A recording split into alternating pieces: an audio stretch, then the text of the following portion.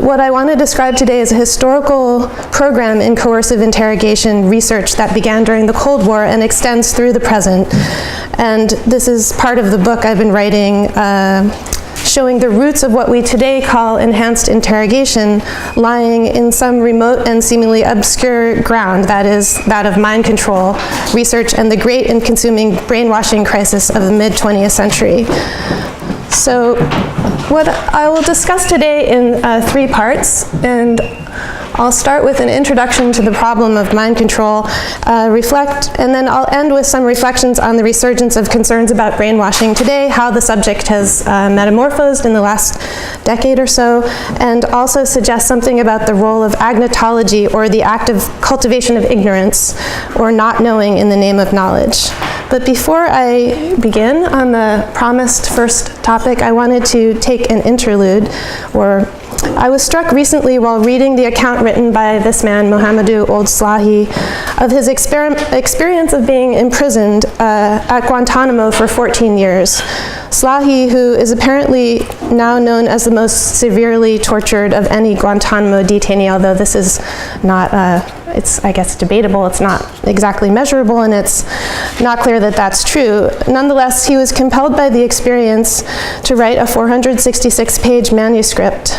The book Guantanamo Diary, this is one of his manuscript pages, was published in this form with 2,600 black box redactions. And the book was surprising on many fronts. Maybe some of you have read it, and I highly recommend it if you haven't. As a kind of account of the inner experience of being detained at Guantanamo for 14 years. But it was surprising on many fronts, but for my purposes today, it was the following unredacted detail that struck me particularly. Aside from the litany of terrible things done to him, these are the kinds of things often repeated in published newspaper lists, such as the forced holding of stress positions, being beaten while packed on ice, or not being allowed to urinate, or being forced to drink excessive amounts of water, or the fact that the guards during the whole period of his intense interrogation wore Halloween masks. Aside from these details was a particular fact that Slahi described occurring at the height of the interrogators' determination to get the truth from him, because they were convinced that he had ties to terrorism or was himself a terrorist. He was told that after they had buried him in a hole, his electronic files would be wiped from the computer and no trace of himself would remain.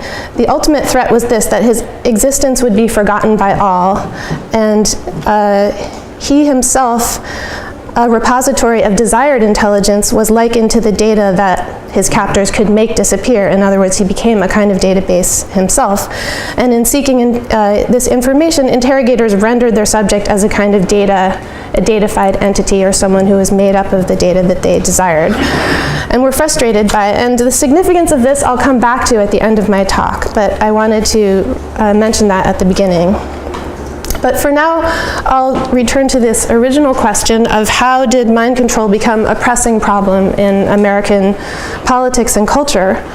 So the word brainwashing entered the English language public sphere via a Miami News article that appeared in September of 1950, in which journalist Edward Hunter translated a purportedly common Chinese term into English, brainwashing.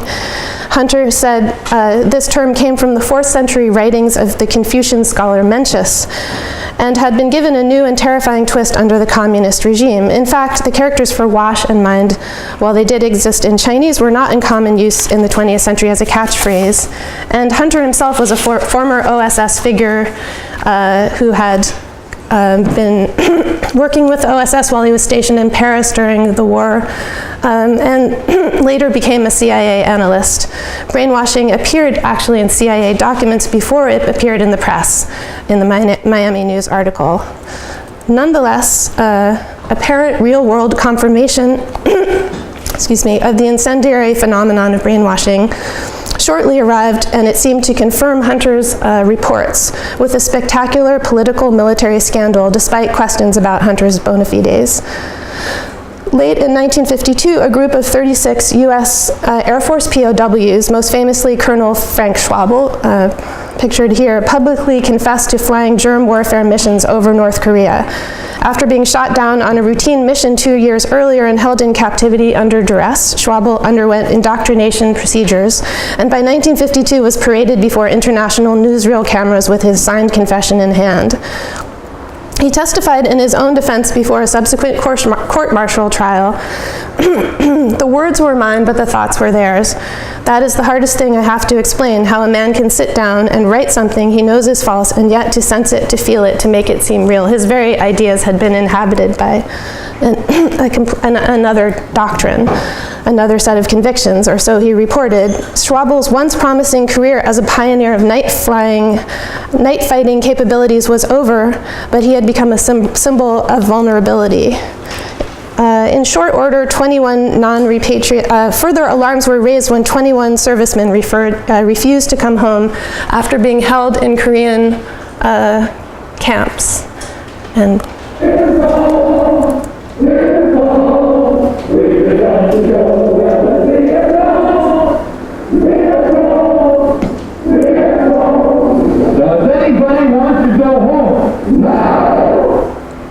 so this naturally raised alarms and received a lot of press. The soldiers who were returning from prisoner of war camps were given the choice of whether they wanted to come back to the US or be settled in a neutral country or choose a country of their choice. And several of them, 21 of them elected to go to China and try a communist way of life. And very few of them ended up remaining for long. But meanwhile, this was meant to actually be a kind of a publicity coup for the United States and for the free world, in the sense that they didn't expect anyone to refuse to return home. Meanwhile, publications from the Saturday Evening Post to the New Republic raised concerns asking, communist brainwashing, are we prepared? The magazine feared what they called the scrubbing of the mind clean of previously held conviction by communists. And there appeared to be something like what you could call a subjectivity collapse, which might be similar to hive collapse, but 50 years ago. So here we turn to the first wave of research. The US, as a result of this kind of alarm and a sense of emergency and a concern that US subjectivity, especially that of, symptomatically in soldiers, was particularly vulnerable. The years 1950 through 1963 saw the sponsorship of a mind control research agenda by a range of funding entities, including the research branches of the Army, the Navy, the Air Force, as well as the CIA. And this extensive program has been characterized by McCoy as a Manhattan Project of the mind. And it's so, in its details, it's so outlandish that it's actually resisted scholarship for several decades, although there's a classic account by John Marks called The Search for the Manchurian Candidate. And it did, the extensiveness of the program is nonetheless quite remarkable. It encompassed 80 institutions, 44 universities, 12 hospitals, and 3 prisons. There were 149 funded sub-projects, and even today there are 2 Netflix productions that are going to be that are already reviving this kind of lore. One is Stranger Things, which probably some of you have seen, in which actually MKUltra is the driver of the plot, because the main scientist, the evil scientist who lives behind the barbed wire, was himself an MKUltra scientist, and Eleven, one of the main characters, was the daughter of his subject. So, and in addition, a major Netflix documentary series will be exploring MKUltra shortly by a major director. But what's interesting is that I think that the material has not been fit for very much scholarly exploration, precisely because of its extremity. But here so today I'll go into some of that material because I'm interested in the technologies of subjectivity that emerged out of it. Here I'll focus mostly on one research lineage, that of Louis Jolyon West, an up-and-coming physician who, by the time the Korean War set in, was chief Air Force psychiatrist at the Lackland base and also head of the Department of Psychiatry of the University of Oklahoma, having attained both posts before the age of 30. And so here, I'll describe the first wave of studies that he engaged in. In West's capacity as a military psychiatrist, he headed a group of researchers studying the brainwashed airmen exchanged in Operation Little Switch, which returned the most severely affected. By some accounts, nearly 90% of the returning men showed signs of having succumbed to mind control. And by the signs they were identifying, they meant things like these prisoners had written letters home using communist language or categories. They had criticized capitalism. They had come to have a racial critique of US society in some cases. They had made broadcasts or things like that. Or sometimes they had just collaborated in minor ways for food. Most of the many psychological and sociological researchers who studied the troops argued that what they were calling brainwashing in the press was far too incendiary a term, and they preferred such locutions as coercive persuasion, forceful indoctrination, and others. To rationalist analysts, brainwashing reeked of magic and unlikely parlor tricks performed in back rooms and unruly spaces. As a result, Lewis, Jolyon West's group was one of the most influential in cutting out this incendiary rhetoric. Instead, they devoted themselves to mapping out step by step the conditioning models that were used to change these men. West's group came up with the term DDD to explain what had happened to the Little Switch group of returnees, and by extension to many of the returning prisoners of war. The first D was for debility, and this was induced by semi-starvation, fatigue, and disease, according to West. Often, as the prisoners explained in interviews, they were in chronic physical pain, their wounds left untreated. Poor health set the conditions for weakening the prisoner and making him even more amenable to his captor's demands. And malnutrition as well. The second D was for dependency. This was produced by prolonged deprivation of basic requirements such as food and sleep. The deprivation was interrupted by occasional, unpredictable, brief respites, reminding the prisoner that the captor had the power to relieve his misery. And the third D was for dread, which was produced by chronic fear of death, pain, deformity, or permanent disability. And captors also hinted at the possibility of violence against the prisoner's family at home, further unnamed humiliations, and even exploited the prisoner's inability to satisfy the demands of interrogators as a further cause for anxiety. In each case, the factors of DDD sent the prisoner down a gradual path of weakening that in most instances led to total compliance. And so, according to West and his team, DDD worked at a level of achieving near total compliance. They said it was pretty much 100%. And the way they described its operations, the kind of technologies or techniques at work, or the model, which resulted in something they called ultimate demoralization, came about due to classical and instrumental conditioning, as seen in learning theory, which was a type of behaviorism crafted in American laboratories just before the war.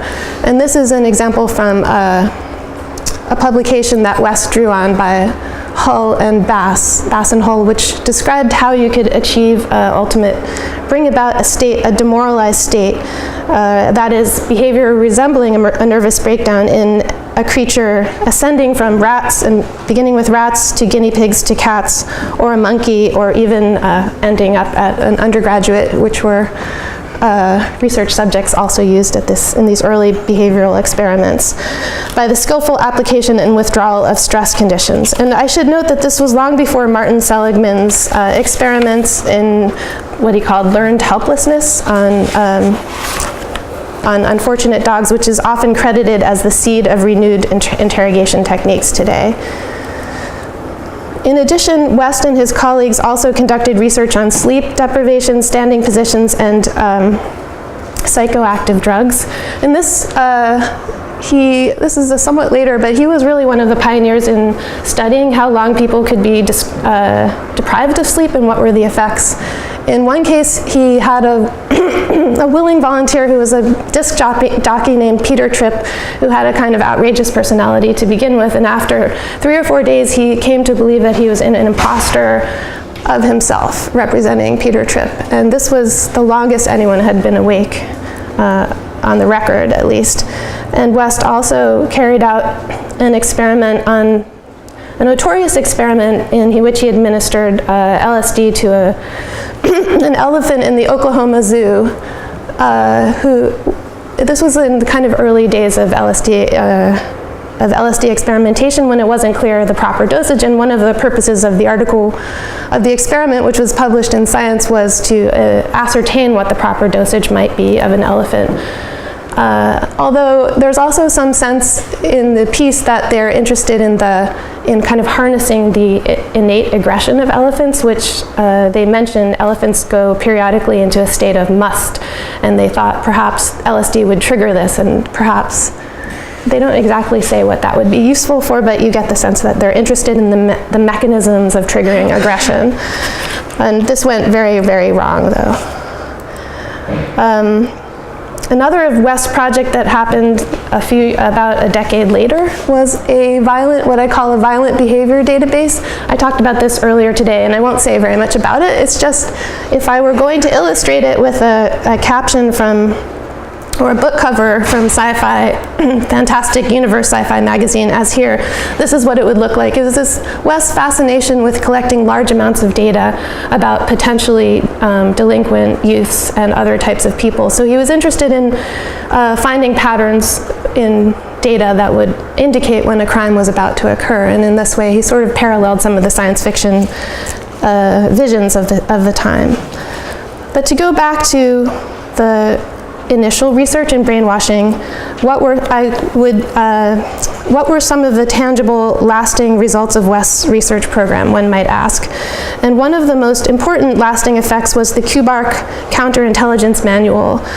Declassified in 1997 in response to a FOIA request by the Baltimore Sun, the 1963 manual contains a key chapter on the coercive interrogation of resistant sources. This chapter draws explicitly from West's research on DDD to craft interrogation techniques.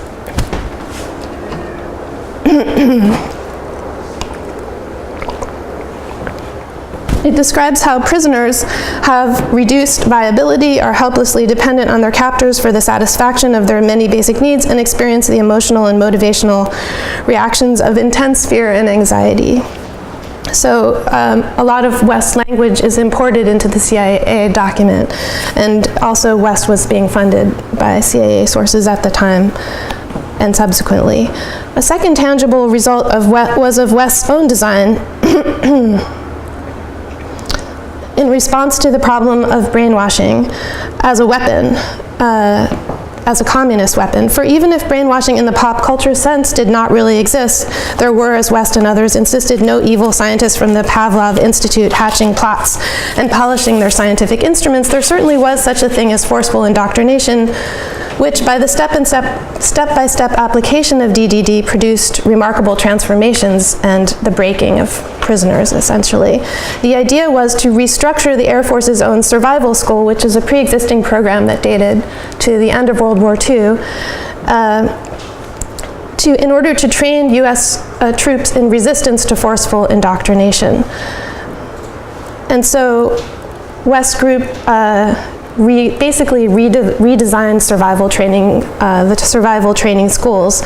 They had soldiers dropped at night into the desert without food, forcing them to forage about and eat lizards, as West put it. The next day they were captured by their own troops masquerading as the enemy and speaking a fake foreign language. Placed in stressful prison-like conditions, they underwent for the next 2 days the kind of treatment that lay at the official border between what the armed forces defined as torture and hardship.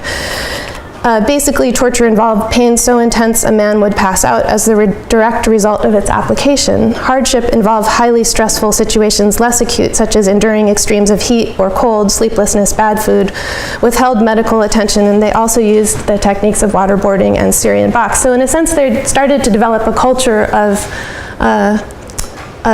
resistance techniques. They really stressed the R in survival, evasion, resistance, and escape. And this became a kind of teaching that was passed on. So here I'll explore what I'm calling the second wave, which was really the search and development of a kind of laboratory for survival techniques, and particularly for the development of interrogation, coercive interrogation. So between 1955 and 1958, West, as part of his just conveniently founded Oklahoma Medical Research Foundation, was the principal investigator for Air Force contracts in the behavioral sciences. specifically one called Psychological Reactions to the Stresses of Military Captivity. West's team also worked with sociologist Albert Bitterman and interviewed psychologist Edgar Schein and coordinated with a variety of other social scientists, as well as CIA psychologist John Gittinger. As West's boss at so this was funded by the Air Force Personnel and Training Research Center, and it's interesting that this arose within the Air Force. And so at some point, West's boss at this Office for Social Science Research was called before a congressional committee around 1956 or early 1957 to explain why the Air Force data was particularly salient in developing interrogation and resistance techniques. And he said that it was because Air Force prisoners were generally of higher value, they were better educated, and therefore the enemy focused more attention on them. The enemy's use for these were a good place to look for how resistance might be developed. Second, they were in possession of Air Force information that was itself longer lived and generally of higher desirability. And third, they tended to be of higher rank and therefore were, again, subjected to more extreme techniques. And finally, there was a tradition in the Air Force of trying to understand the conditions under which a fighter would descend into unknown territory, and this in itself was extremely disorienting. So there was more of an imperative to study survival that already existed in the Air Force. But as I'll show, this set of survival training, this mandate spread throughout the armed forces. I also wanted to note that within this research, West's team relied on a particular definition of stress, one that had consequences. And I'll quote from their contract. Stress, as here defined, they say, is an experience which creates a conflict within the individual and which requires a definite modification of his behavior patterns or physiological processes for the most effective adjustment to it. The inclusion of a state of conflict in this definition requires that the forces of stress be experienced as such by the individual and not remain a matter of relative indifference. And so what I think is important about this is that the very definition of stress now is framed as a conflict leading to behavior modification. It's basically operationalizing stress. The conflict occurs, as they say, around values very often, and stress therefore becomes, in this research, a state of being ideologically torn through the application of physical and mental stimuli. During these years, survival training metamorphosed into SERE, or survival, evasion, and resistance and escape camps.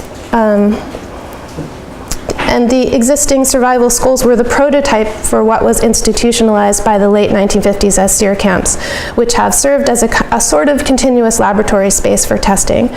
There's interesting work by geographer Matt Farish on the pre-existing tradition of survival training, and this is an example of a walk-around sleeping bag. They would also develop different camps for extreme environments, and that was stressing more of the question of survival rather than resistance to coercive interrogation.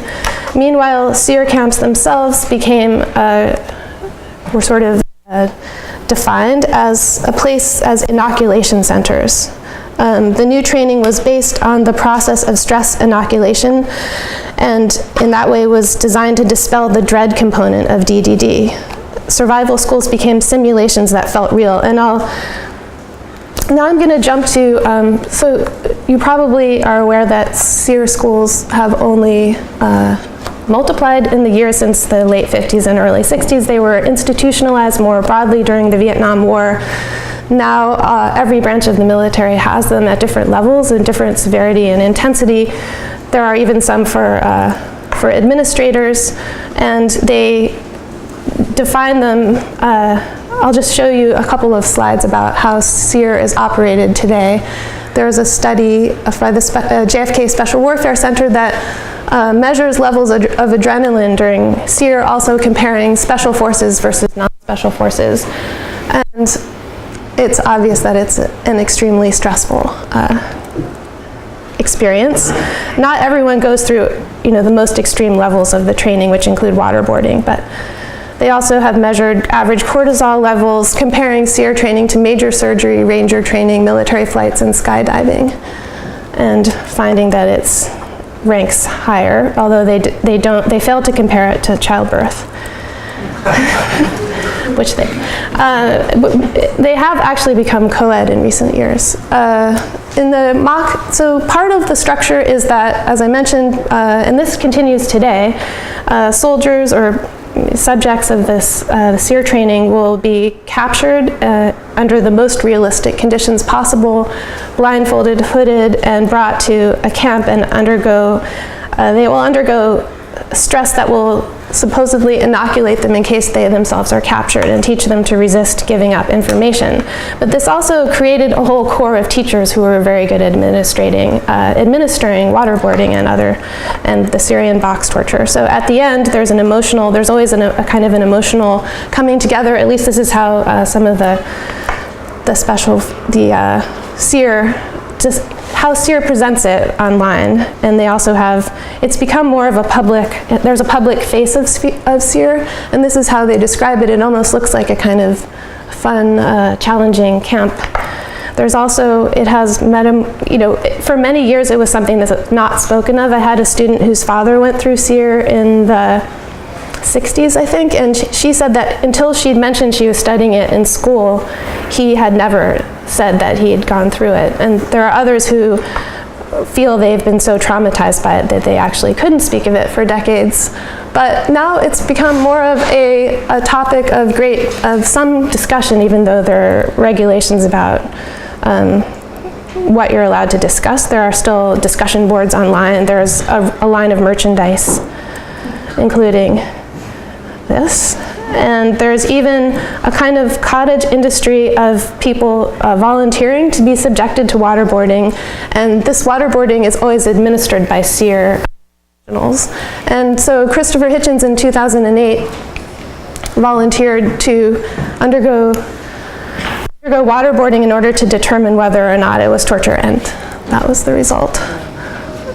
You can find this on YouTube. Watch Christopher Hitchens get waterboarded. It was sponsored by Vanity Fair, and so far 3,176,000 people and 32 have watched Christopher Hitchens be waterboarded, which we could do today, but I think we won't. I will just read you his description of how he came to the SERE, how he entered this camp where this event was about to be performed. He writes, "I have to be opaque about exactly where I was later that day, but there came a moment when, sitting on a porch outside a remote house at the end of a winding country road, I was very gently, yet firmly grabbed from behind, pulled to my feet, pinioned by my wrists, which were then cuffed to a belt, and cut off from the sunlight by having a black hood pulled over my face.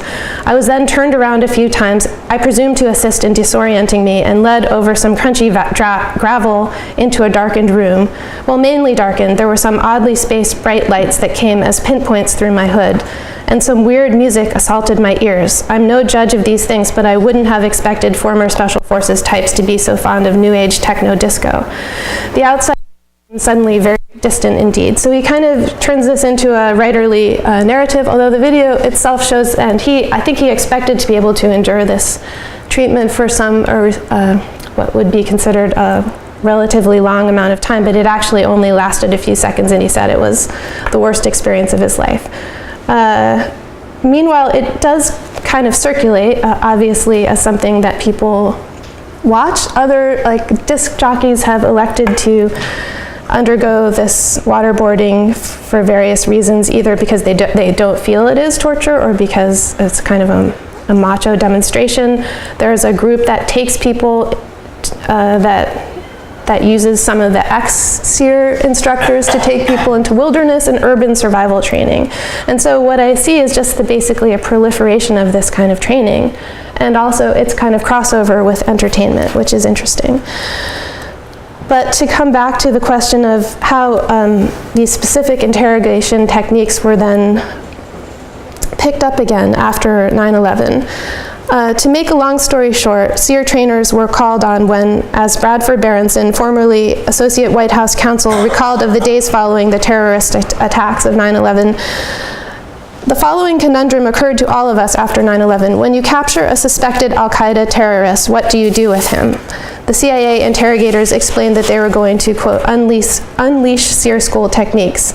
And there's a longer story here that's we can discuss in questions, but basically there were the formation of what were called behavioral science consulting teams, and there was pivotal hiring of 2 psychologists who had been trained in SERE techniques, who developed a menu of enhanced interrogation methods, including waterboarding, sleep deprivation, stress positions, and many of them drawn from the Kubark manual, and this kind of was revived during the early years of the War on Terror, and has been subsequently much written about, for example, in the Senate Intelligence Report of 2014 and in earlier books like Jane Mayer's The Dark Side. I want to come to some sort of provisional conclusion. The result was paradoxical. This intensive program of behavioral research resulted in persistent techniques that were used almost unchanged in the 21st century War on Terror. At the same time, the mind control framework essentially disappeared, as the procedures were now defined in terms of a pure attempt at information extraction from the minds of the unwilling. And brainwashing, too, disappeared from the definition as well as largely from the historical record. In other words, discussions of EIT or enhanced interrogation techniques do not refer to or are not related to the story of brainwashing. And the domain of subjectivity, once the site of targeting or engineering, became a kind of open and deeply unstable space. And so we come to the statement by President Obama at the White House in 2014 that we tortured some folks. And this is where one might end, or might have ended last year, but as you know, enhanced interrogation was disbarred, and but what interests me now is that it's not quite the end, and what lies ahead is not entirely clear. First, with the election of Donald Trump, it was not clear and remains unclear whether these techniques would be revived. They have been both disavowed and avowed by Trump, by some of the generals he appointed. Many of these techniques, enhanced interrogation, has been explicitly disavowed.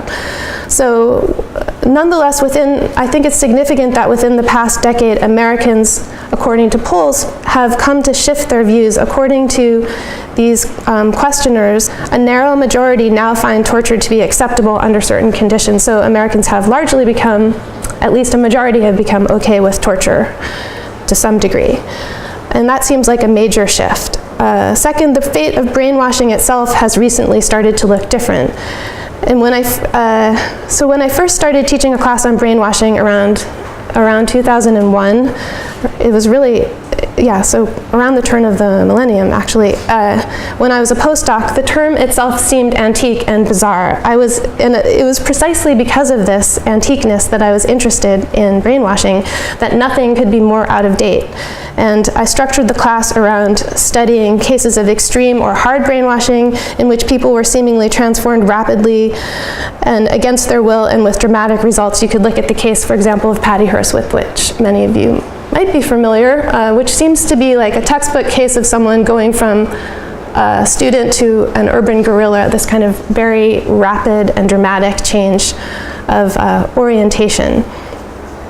And in fact, Louis Jolyon West was one of her lead expert witnesses in her defense, that describing how exactly she had been brainwashed. So that was kind of the model of hard brainwashing, and I used the other part of the course to suggest that to talk about something that you could call soft brainwashing, which I would describe as a process of subtle transformation that might take place over a long time at an unsteady rate. It might entail not only coercion, but collaboration or influence or persuasion, and might have results that the brainwashed person would never notice. So thorough and pervasive might this influence be. And so that my original thesis was that pervasive brainwashing through perpetual immersion in subtly influencing media environments had replaced the hard brainwashing of yore. And brainwashing was mostly useful as a kind of a model or a dramatic example, an illuminating case from the past. Soon, however, by around 2005, it became difficult to teach this because it was simply not true. And this was evident in what was first starting to be called soft torture in the early years of the Bush administration, sometimes psychological torture, and finally revealed as enhanced interrogation techniques. So we saw that these core of biopsychosocial political technologies had not disappeared at all. Not only Hitchens, but a cast of others voluntarily underwent it, and entertainment and coercion seemed to be merging to form different new hybrids. It wasn't so simple as to say that that was the past and this was the present. Torture was becoming a trope as in advertising, while tropes were fueling a rebirth of systematized brutality. And now with a seeming disbarring of EIT, the succession of admissions and revelations, which have a kind of circular quality, something is revealed only to be revealed again, ethical finger-pointing and moral stances, it is not clear at all what will emerge. However, a new configuration of forms seems possible. This was suggested to me by the figure of the detainee as database with which I began when Muhammad Old Slahi received the ultimate threat that not that he would die or lose his mind or become converted, but that he would be deleted from the record entirely. So Slahi, in being reduced to his digital files, was made erasable or ephemeral. Quote, "If you don't cooperate, we're going to put you in a hole and wipe your name out of the detainee database," was what he was told. This threat and variants of it were the ultimate expression of extinction, their version of what T.S. Eliot once called the worst. To me, this signals a remarkable historical shift from the Cold War. No longer, as mentioned, is the goal of forceful interrogation of resistant sources felt to be their indoctrination or their brainwashing. In effect, that was the fear, that you could be turned upside down, you could become someone you weren't. Instead, it is a matter of the extraction of information, or as Slahi called it, intels. They always wanted his intels. They didn't really care what he thought about capitalism or democracy. This is why the database was the ultimate truth of the encounter in all its bureaucratic brutality. One is interrogated to fill the database, while the final threat of one's disappearance is based on one's being wiped from computer files. But there is another notable aspect to this database image. It is also shaped by opponents to enhanced interrogation. The Irish neuroscientist Sean O'Mara's recent book, Why Torture Doesn't Work, is devoted to deducing what happens neuroscientifically to the fabric of the brain while a prisoner or detainee is undergoing EIT. And in order to do this, he couldn't obviously put someone who is being tortured in an MRI machine. So instead, he deduces the neurological effects from a series of experiments that have already been done on what happens to the brain under stressful conditions. O'Mara writes, "Here I examine the contemporary use of torture specifically as a method for extracting information from captives. I examine the effect that torture has on the fabric of the brain and on the retrieval of memories that are its supposed focus. After all, if torture is the attempt to force information from the unwilling, it is the attempt to force information retrieval from the memory systems of the brains of the unwilling." So both the enemies and the practitioners of these techniques share the conviction that they have to do with the forced information retrieval from brain systems. And so I'll end with just a reminder, kind of looking back to this Cold War fear. If Cold War era Americans purportedly feared the ideological turning of their loved ones, as in the story from the Saturday Evening Post where Johnny was a soldier who'd been captured by the communists and he didn't even recognize his wife. He had been completely turned. He was there, but not there. And the vacancy that resulted, it seemed that the 21st century betokened a new claim for subjectivity, its volumelessness. It had become hollowed out, not only flattened so as to be engineered or engineerable, but rendered itself ephemeral and epiphenomenal. And finally, at Guantanamo, detainees do not simply represent risks, calculated or otherwise, rather they embody an impossible to calculate potential reality. Subject to the routinized application of intensively structured interrogation techniques for years and the building up of files that continue to grow, they are akin to long-term experimental subjects in an experiment that is unacknowledged by its authors. The paradox of ever-increasing knowledge balanced against ever-increasing uncertainty is captured in the dynamics of agnotology, as Robert Proctor and Londa Schiebinger characterized it. The more information about them and from them that piles up as a result of systematic interrogation, the less, in a sense, can they be surely and reliably known. So I think I'll leave it there, and I look forward to any questions.